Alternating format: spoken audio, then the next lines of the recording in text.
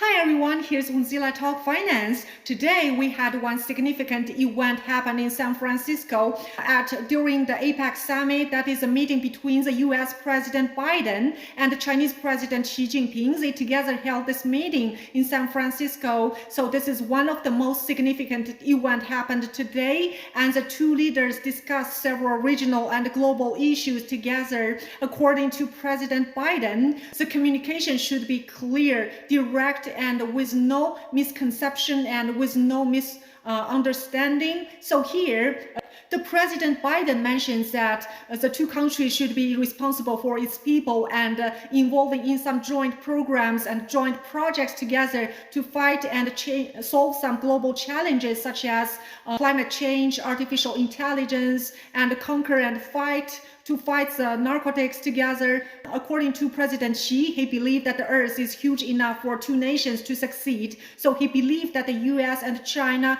as two biggest economic figures in the world, they should build and connect into a better relationship and to build a better economic connection between two countries. Right after the conference, President Biden delivered his speech for a press conference, and he basically summarized 3 points. First of all, restarting the joint program to fight narcotics together. So since 2019, the Chinese government has been actively involved in fighting with narcotics and greatly reduced shipping of fentanyl to United States. So here, President Biden highly appreciated President Xi's commitment to solve this problem. At the same time, some related law enforcement coordination will monitor this process and make sure it happens. Secondly, the US and China are resuming the military-to-military conduct. So President Biden believed this is a huge progress in this meeting and has a significantly meaning for this meeting, because